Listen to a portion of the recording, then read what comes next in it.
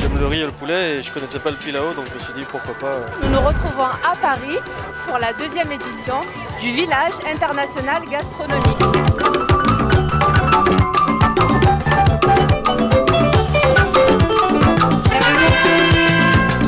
Le but, c'est vraiment de valoriser le terroir des Comores, donc de l'archipel des Comores, donc les 4 îles, que ce soit Anjouan, Mayotte, Mohéli ou la Grande Comore. La marque Comore est à l'honneur aujourd'hui au Village international de la gastronomie.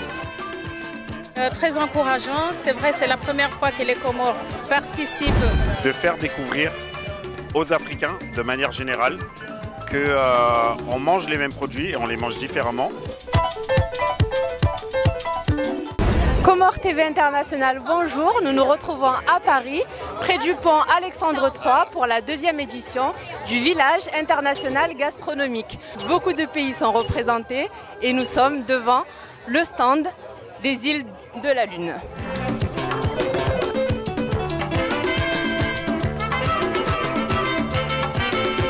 Alors Umoja, donc ça signifie unité en swahili. Le but, c'est vraiment de valoriser le terroir des Comores, donc de l'archipel des Comores, donc les 4 îles, que ce soit Anjouan, Mayotte, Mohéli ou la Grande Comore. Donc on travaille avec des acteurs locaux, des associations, des agriculteurs, des transformateurs, pour justement faire découvrir nos richesses ici en France.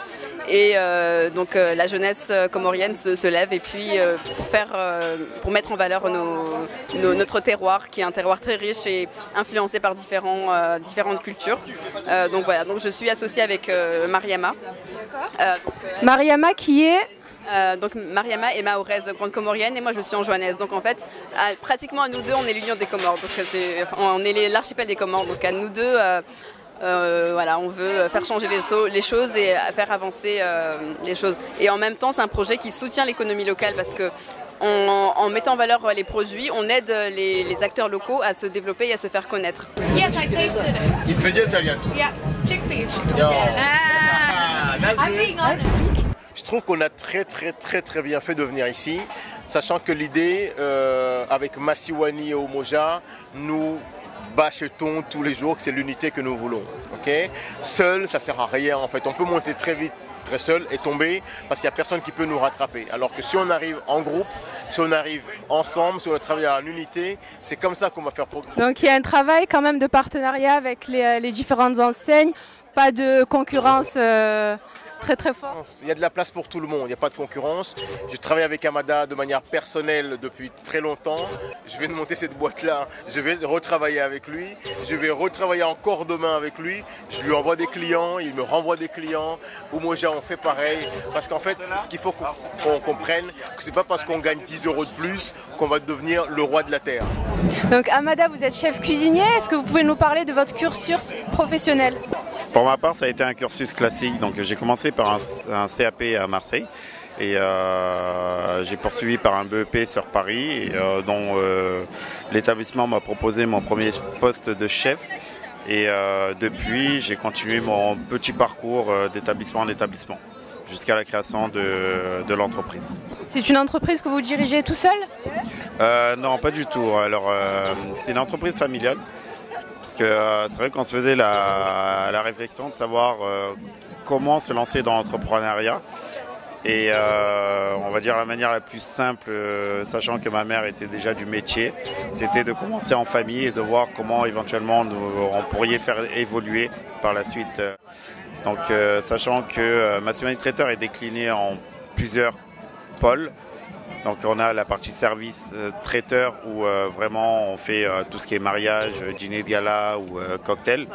On accompagne dans la partie conception tout ce qui est entreprise, donc entreprise africaine dans laquelle nous souhaitons démontrer justement auprès de ce public qu'ils arrivent à toucher une façon de proposer toute la partie petit four de façon africaine, de façon moderne, de façon fusion.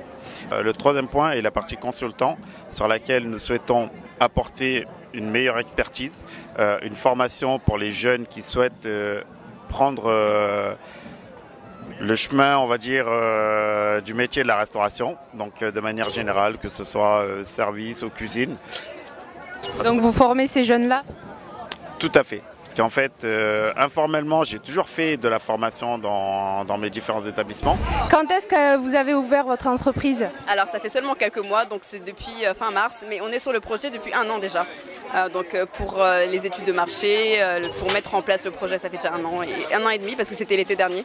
Donc ça passe vite. Et pourquoi donc le domaine de la cuisine? Pourquoi ce domaine? Alors finalement, Mariam et moi, on se retrouve dans les deux. Bon, je suis un peu plus cosmétique, elle est un peu plus cuisine, pâtisserie, bonne gastronomie. Donc on se complète finalement. Très bien. Donc au niveau gastronomie, donc quels produits vous avez décidé de mettre en valeur aujourd'hui? Alors aujourd'hui, on a mis en valeur la farine de manioc, qui est une farine qui est traditionnellement utilisée en bouillie aux Comores, donc Wamhogo. Et aujourd'hui, on la propose en cookie. Donc la farine de manioc, elle est 100% sans gluten.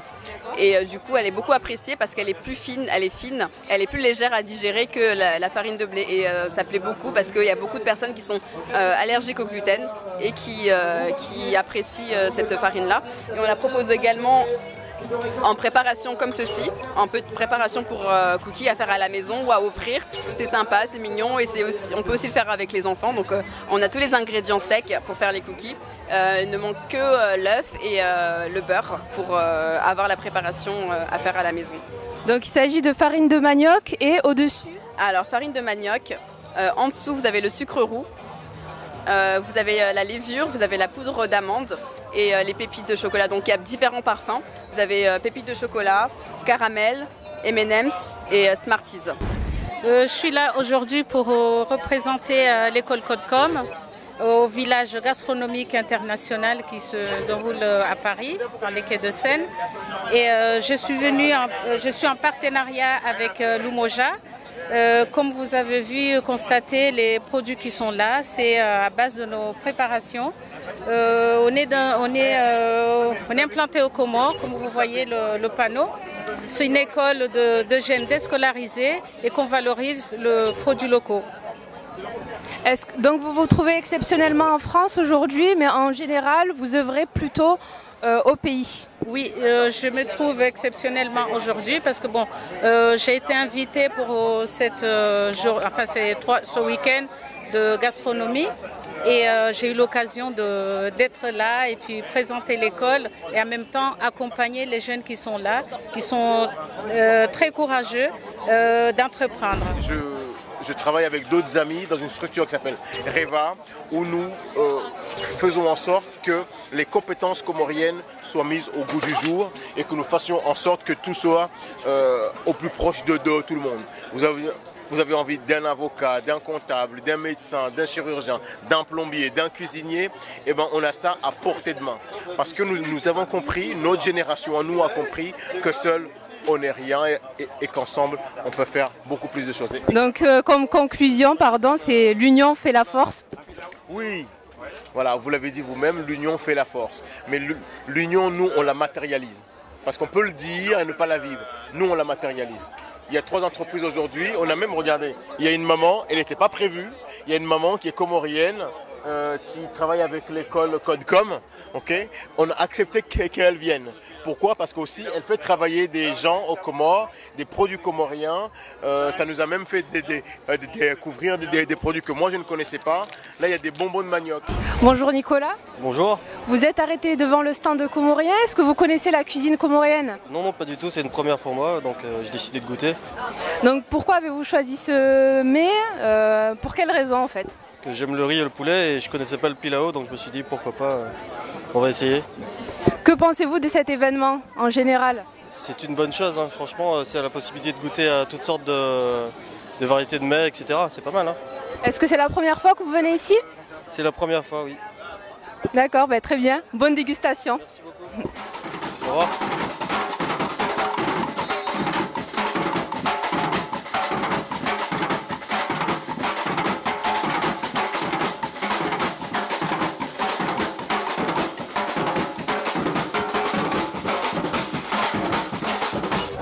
Donc nous étions à la deuxième édition du village international gastronomique avec le stand des îles de la Lune qui était représenté par 3 entreprises. Il s'agissait de Masiwani Traiteur, Umoja, une épicerie fine, ainsi que Wupisi, une société de livraison à domicile. Chacune des entreprises ont pu vous montrer la richesse et la diversité de la gastronomie comorienne. À très bientôt sur CTI.